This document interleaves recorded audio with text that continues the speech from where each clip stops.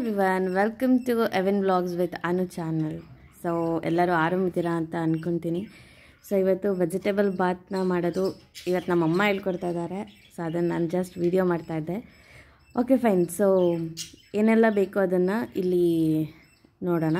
So ಒಗ್ಗರಣೆಗೆ ಅಂತ ಅವರು ಮಸಾಲೆ ಪದಾರ್ಥಗಳು ಮತ್ತು ಆನಿಯನ್ನು ಮತ್ತು ಸೋಯಾ ಚಂಕ್ಸ್ ಯೂಸ್ ಮಾಡಿದ್ದೀವಿ. ಸೊ ಆದಷ್ಟು ಸ್ಮಾಲ್ ಸೋಯಾ ಚಂಕ್ಸ್ನ ಯೂಸ್ ಮಾಡೋದಕ್ಕೆ ಟ್ರೈ ಮಾಡಿ, ಯಾಕಂದರೆ ಒಂದು ತುತ್ತಿಗೂ ಸಿಗಬೇಕಾದ್ರೆ ಚೆನ್ನಾಗಿರುತ್ತೆ ಮತ್ತು ಮಸಾಲೆನೂ ಕೂಡ ನೀಟಾಗಿ ಹಿಡಿದಿರುತ್ತೆ. ಸೊ ಹಾಗಾಗಿ ಅಲ್ಲಿ ನಮ್ಮನೆಯಲ್ಲಿ ಯಾವಾಗಲೂ ಸ್ಮಾಲ್ ಸೋಯಾ ಚಂಕ್ಸ್ನೇ ಯೂಸ್ ಮಾಡ್ತೀವಿ. ಸೊ ಅದ್ರ ಜೊತೆಗೆ ಈಗ ತರಕಾರಿ ಜೊತೆಗೆ ಅವರೆಕಾಳು ಸೀಸನ್ ಆಗಿರೋದ್ರಿಂದ ಸ್ವಲ್ಪ ಅವರೆಕಾಳನ್ನೂ ಕೂಡ ಅಲ್ಲಿ ಮಿಕ್ಸ್ ಮಾಡ್ತಾಯಿದ್ದೀವಿ. ಸೊ ಟೇಸ್ಟಿಯಾಗಿರುತ್ತೆ. ವಿಂಟರ್ ಸೀಸನಲ್ಲಿ ಸ್ಪೈಸಿ ಟೇಸ್ಟಿ ಎಲ್ಲನೂ ಇರುತ್ತೆ ಅದರಲ್ಲಿ. ಸೊ ಫುಲ್ ಪ್ರೋಟೀನ್ಸಲ್ಲಿ ವೆಜಿಟೇಬಲ್ ಬಾತ್ನ ತಿನ್ಬೋದು.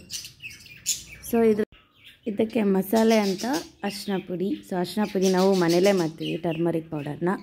ಸೊ ಸ್ವಲ್ಪ ಜಾಸ್ತಿ ಬಳಸಿ. ಸೊ ಇದೊಂದು ಮಸಾಲೆ ಹಾಕ್ತಾಯಿದ್ದೀವಿ, ಶುಂಠಿ ಬೆಳ್ಳುಳ್ಳಿ ಮತ್ತು ಚಕ್ಕೆ ಲವಂಗ. ಸೊ ಇದನ್ನು ಪೇಸ್ಟ್ ಮಾಡಿರೋಂಥ ಮಸಾಲೆನೂ ಕೂಡ ಇದಕ್ಕೆ ಆ್ಯಡ್ ಮಾಡ್ತಾಯಿದ್ದೀವಿ. ಸೊ ಅದ್ರ ಜೊತೆಗೇ ಟೊಮೆಟೊ ಸಣ್ಣದಾಗಿ ಕಟ್ ಮಾಡಿಕೊಂಡು ಟೊಮೆಟೊನೂ ಕೂಡ ಆ್ಯಡ್ ಮಾಡ್ಕೊಳ್ಳಿ. ಸೊ ಬ್ಯಾಕ್ಗ್ರೌಂಡಲ್ಲಿ ತುಂಬ ಬರ್ಡ್ಸ್ಗಳದ್ದು ಸೌಂಡ್ ಬರ್ತಾಯಿದೆ, ಯಾಕಂದರೆ ನಮ್ಮ ಮನೆಯಲ್ಲಿ ಲವ್ ಬರ್ಡ್ಸ್ ತುಂಬ ಸಾಕಿರೋದ್ರಿಂದ. ಸೊ ನೆಕ್ಸ್ಟ್ ಟೈಮ್ ಅದು ಕೂಡ ವಿಡಿಯೋನ ಅಪ್ಲೋಡ್ ಮಾಡ್ತೀನಿ. ಸೊ ಇದಕ್ಕೆ ಸ್ವಲ್ಪ ನಿಂಬೆಹಣ್ಣು ಕೂಡ ಹಾಕ್ಬೋದು, ಸ್ವಲ್ಪ ಎಷ್ಟು ಬೇಕಾಗುತ್ತೆ ಅಷ್ಟು ಮಾತ್ರ.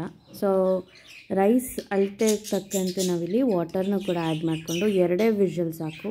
ಲಾಸ್ಟಲ್ಲಿ ಗೀಯಿಂದ ಅದನ್ನೊಂದು ಕೋಟಿಂಗ್ ಕೊಟ್ಟು ಅದನ್ನು ವಿಷಲ್ ಕುಗ್ಸಿದ್ರೆ ಸೊ ಮಸಾಲ ಬಾತ್, ವೆಜಿಟೇಬಲ್ ಬಾತ್ ರೆಡಿಯಾಗಿದೆ. ಸೊ ಇದನ್ನು ಮಾಡಿ ನಿಮ್ಮ ಮನೆಯಲ್ಲೂ ನಿಮ್ಮ ಫ್ರೆಂಡ್ಸಿಗೂ ಕೂಡ ಸರ್ವ್ ಮಾಡ್ಬೋದು. So thank you for watching. God bless you all. Please share and subscribe to my channel.